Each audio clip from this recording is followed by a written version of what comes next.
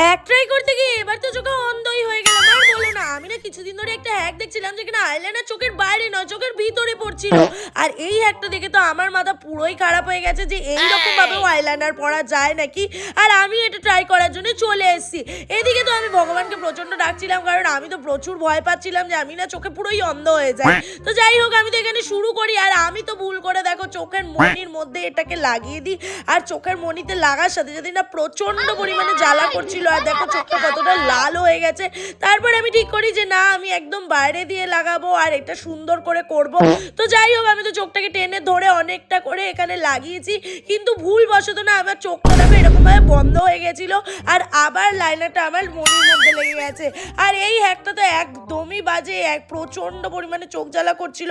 আর উপরন্ত আমার চোখটা পুরো ঝাপসা হয়ে গেছিল, আমি কিছু দেখতে পর্যন্ত পাচ্ছিলাম না। তোমরা কিন্তু একদমই এই হ্যাকটা কেউ ট্রাই করবে না, এই হ্যাকটা একদমই ভালো না, একদমই তোমরা ট্রাই